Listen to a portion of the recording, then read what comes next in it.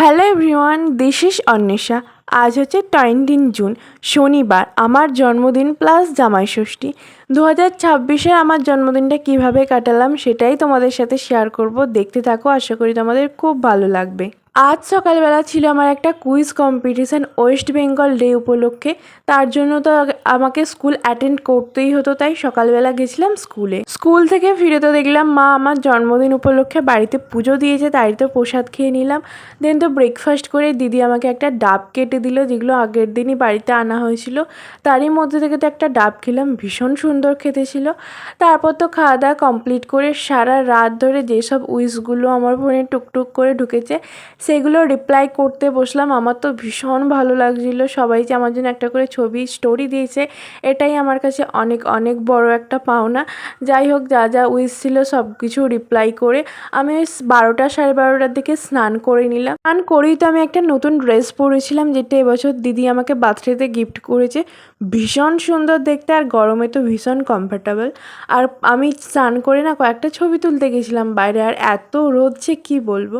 দেন তো দুপুরে লাঞ্চ করে নিলাম, আর দুপুরের এত আয়োজন দেখে এগুলো সব কিন্তু আমার দিদি একা হাতে নিজে করেছে। চলো আজকে তোমাদের সাথে শেয়ার করি আমার বার্থডে স্পেশাল লাঞ্চে কী কী ছিল। সাদা ভাত, লেবু, স্যালাড, শাক ভাজা, উচ্ছে ভাজা, পটল ভাজা, কুরকুরে আলু ভাজা, যেটা তো খেতে দারুণ হয়েছিল। দেন ছিল মাছ ভাজা, মাছের ডিম। দেন ছিল ডাল, মাছের ঝাল, চাটনি, পাঁপড়, পায়েস, মিষ্টি, দই। আমি যেহেতু চিকেন খাই না, তাই চিকেনের কোনো আইটেম কিন্তু এখানে ছিল না। দেন তো মিষ্টির মধ্যে ছিল বেকড রসগোল্লা, লট চমচম, রাবড়ি, এই একটা ম্যাঙ্গো সন্দেশ, লেস আর কোল্ড ড্রিঙ্কস।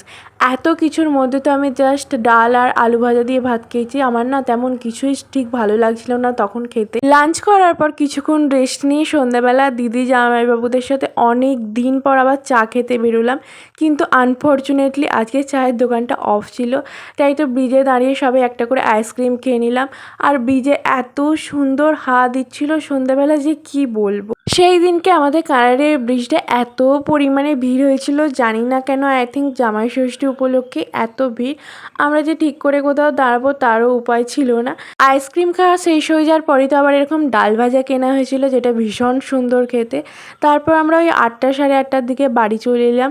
আমরা হয়তো তারও একটু পরে আসতাম, কিন্তু তখন না ঝড় উঠে গেছিলো আর গুড়ি গুড়ি বৃষ্টি পড়ছিল, তাই আমরা সবাই মিলে বাড়ি চলে এলাম।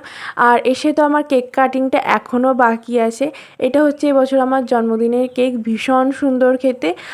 কেন আমি পরে যেহেতু ভয়েস দিচ্ছি, তাই আমি জানি এটা ভীষণ সুন্দর খেতে ছিল, আর কেকটা দেখতেও ভীষণ সুন্দর ছিল। চলো, এবছর আমার জন্মদিনটা এইভাবেই কাটলো। কেমন লাগলো জানিও, ভালো লাগলে অবশ্যই একটা লাইক করো, ফেসবুক থেকে দেখলে ফলো করে দিও, আর ইউটিউব থেকে দেখলে অবশ্যই চ্যানেলটা সাবস্ক্রাইব করে দিও। চলো, ভিডিওটা আজকে এই পর্যন্তই রাখছি। কেমন লাগলো জানিও, ভালো লাগলে অবশ্যই একটা লাইক করে দিও। দেখা হবে পরের একটা ভিডিওতে। বাই।